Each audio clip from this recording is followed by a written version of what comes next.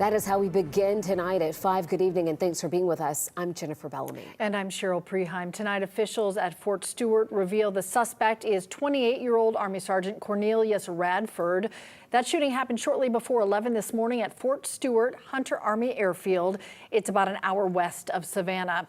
Tonight, Cody Alcorn is learning more about how the shooting unfolded. Cody, the shooting happened at the suspected shooter's workplace. That's right, and we're getting a better idea of what happened, but still a lot of unanswered questions at this hour. What we can tell you is, Cheryl, just about 90 minutes ago, we watched the Army confirm the suspect, as you mentioned, Sergeant Quornelius Radford. He has ties to Florida, we know that, and the victims he's accused of shooting were his co-workers. And we know shortly before 11 this morning, reports of a shooting went out on that base. Minutes later, the entire area went on lockdown.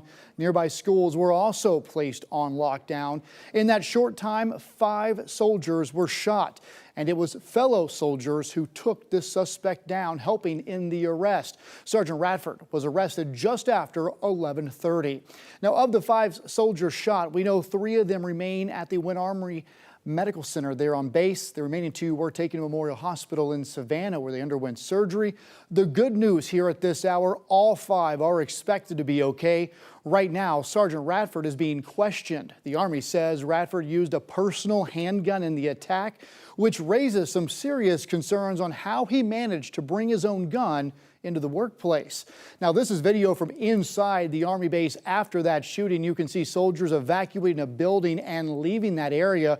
Right now, there are still, like I mentioned, a lot of questions in this investigation, but authorities say they are confident in the security there at Fort Stewart.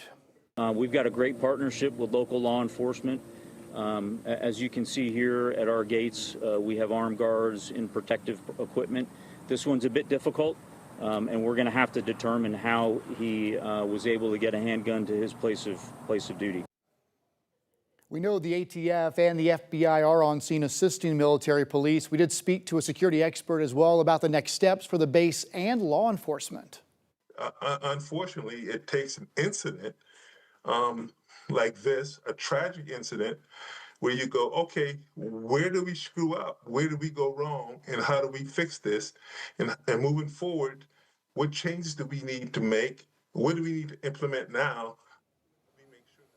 And again, there are a lot of questions about Sergeant Radford, what triggered him to do this, his background, and of course, we're working to learn right now in our newsroom more about those 5 injured soldiers and where they are from. But again, when you look at the totality of this, it could have been a lot worse. So some really good news coming from Fort Stewart this evening, Cheryl. Yeah, the Brigadier General saying he was thankful for the soldiers who tackled the shooter before more people were hurt. Cody, thank you.